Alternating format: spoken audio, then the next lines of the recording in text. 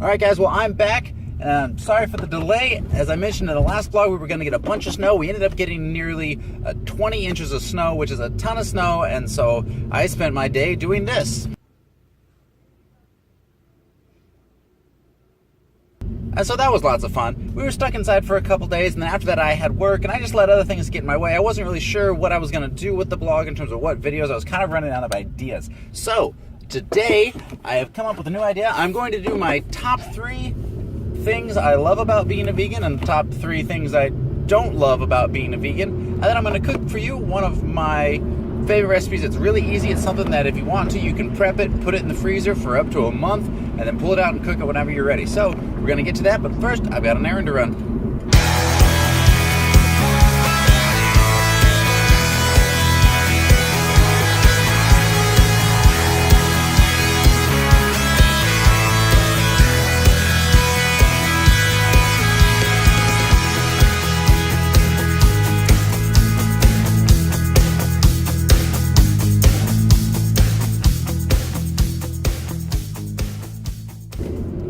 Alright, so I'm going to start at the bottom. The number 3 thing that I love about a vegan diet is that I really, really enjoy trying the new things. That being on this diet has really helped me stretch, the possibilities in terms of things I eat, things that I would normally eat, and not just, different items like trying new vegetables per se, but the new cuisines even. Like, I had never had Thai food before being on a vegan diet.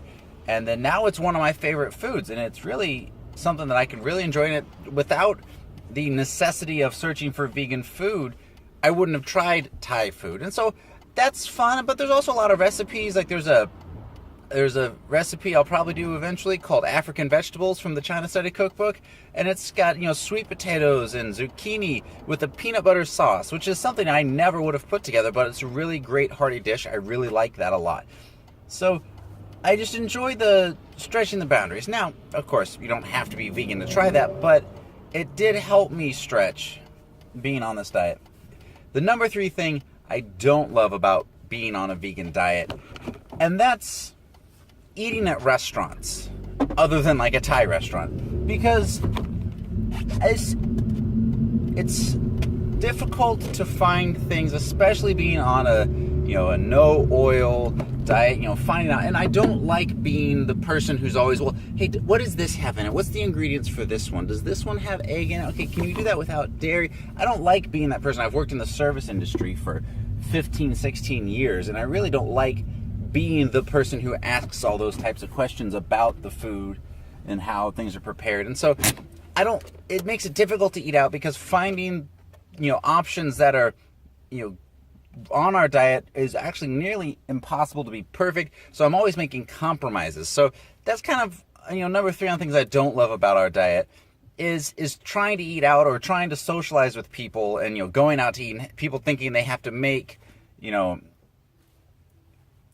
people thinking they have to make exceptions for me or no help. Well, is there going to be anything you can eat there and stuff like that? So that's my 3rd least favorite thing. All right, and the second thing that I love about being on a vegan diet is the amount of control that I'm taking over the food that I'm cooking and that I'm eating. And doing so allows me to take more responsibility, and I think more about it, because I'm cooking every meal. And so I'm having to buy every ingredient. And I'm paying attention to what I'm buying, what I'm putting into my meals. Because when you go through convenience foods, even if it's not, even if you are cooking, but it's convenience food, your Hamburger Helper or, those kind of prepackaged foods, you don't have as near as much control over what goes into them if that's what you eat. And then secondly, you don't pay as much attention. You kind of, in a way, you take it for granted whatever you're eating. You just cook it. It's whatever's in the box, whatever's on the box, that looks good, But when you are really fully cooking every meal, you're buying all the ingredients, you're cooking everything from raw, you really take time to pay attention to what you're putting into it. You pay attention to the ingredients. You start to read more labels, and you start to have more control, and you work more for it. And I've found that when you work harder for something, you appreciate it more. And when you you start to care about it more, and so you start to care about what you eat. So for me, switching to a vegan diet allowed me to do that. And I understand that, but especially these first two, number 3 and number 2, those are things that you would get from any, healthy, any healthy diet that you were trying to partake. It doesn't necessarily have to be vegan, but I think the vegan diet kind of requires a little extra, attention to detail. You have to work just a little bit harder for it. And, it's not the easiest diet at first. Any major change that you make is difficult. But for me, changing to a vegan diet facilitated these changes and, these benefits of the diet and the things that I really love about it. So that's number 2. The second thing that I don't like about the vegan diet is the culture of food in America. I generally, I am now quote unquote missing out on the standard comfort foods that you grew up with, and things that I'm not going to sit here and say bacon doesn't taste good. Bacon definitely tastes delicious. There are things that I remember enjoying bacon. It's only been 3 years now that I've been eating this way. I remember enjoying bacon, and I do remember comfort food, things like biscuits and gravy, or a hamburger and French fries, and those kind of standard American foods are very sensory experiences and very nearly emotional experiences. And so on a vegan diet, especially a whole food plant-based diet, I no longer have options for those kinds of things. Yes, you can get a vegan burger. Yes, you can even do vegan biscuits and gravy, but it's a lot of sodium, a lot of oils, a lot of hyper-processed things. So it's not any good for me. So I say that's the number 2 thing I miss about it. Though while I am trying and learning new things, growing up on a standard American diet, I was, eating all of your standard comfort foods, and now I'm missing out on those. So there's still an emotional component to my meals that I'm still kind of dealing with. And I think that's where a lot of health problems can come in for people who overeat or eat unhealthy, is because they are, eating in its weird way has such an emotional factor to it that it plays a huge role. How you feel about your food, that you want your food to make you, feel good on the inside, even if it's just, emotionally. So that actually leads into the number 1 thing that I love about being vegan, is how you feel. But I'm going to skip that. First, I'm going to go to the number 1 thing that I don't like about being vegan, and then I can jump and finish on a positive note. But first, I'm going to run into Walmart and buy the ingredients that I need. Okay, on to the number 1 thing that I don't love about a vegan diet. And it's people's reaction to it. It's the negative reaction I get from people. Now, I will put a little asterisk on there. It's actually changed a lot when I moved. Living in the Midwest, or in the South, depends on how your definition of it. When I told people I was, following a vegan diet, like, people would give you the whole just like, why? Like, what's wrong? Are you a wuss? Kind of like nearly that bad.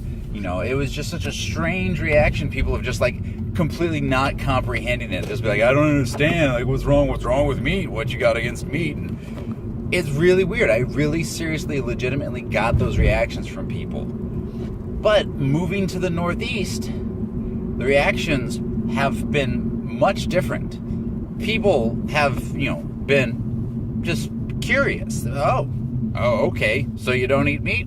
No, I don't. What about eggs or dairy? No, none of those things. Oh, okay. Any reason why? Like, people are curious about it, but people respect my decision to eat whatever I want to eat.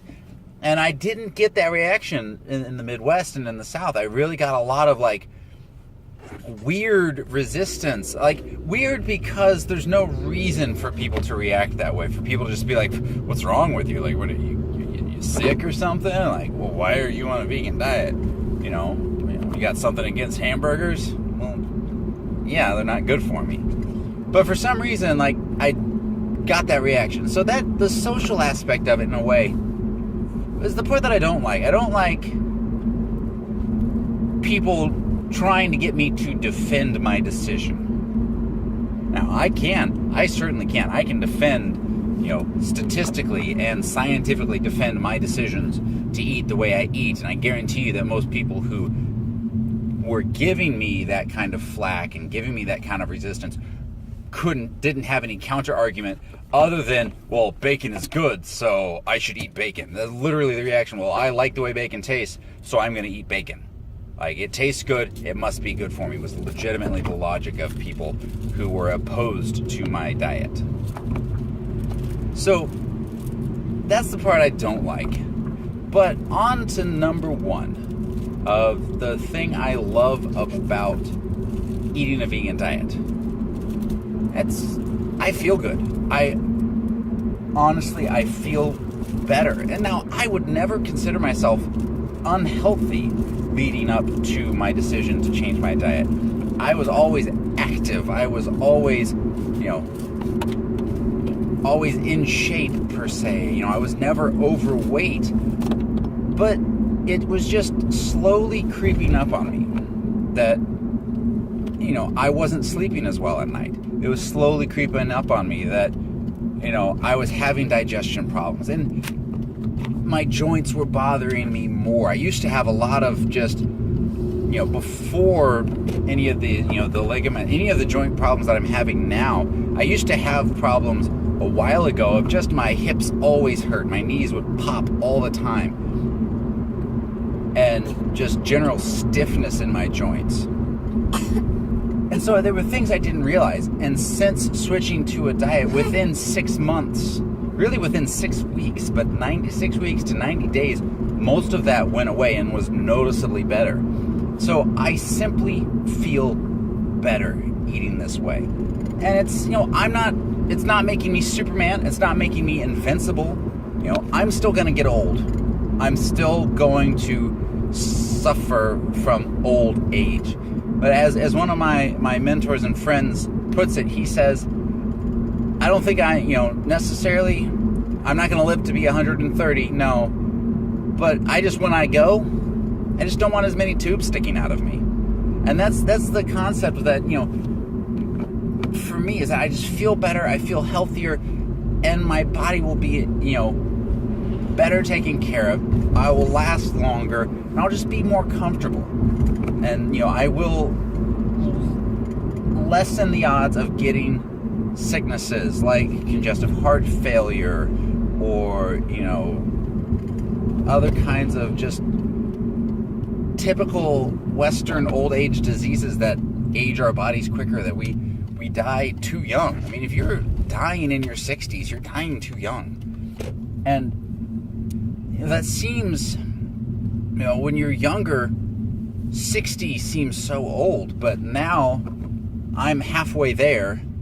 My parents are in their 60s, and the thought for me of, losing my, loved ones at 60 would be way too young. And so that's the greatest benefit that I get, and what I try to impress on people is that, no, it doesn't make me live forever. And getting old sucks, but I might as well do everything I can to make it, as easy as it can be. Why bother making it harder just for the sake of the fact that bacon tastes good? So that's my top 3. I'm going to grab the mail here, and then we're going to go inside, and I am going to cook dinner.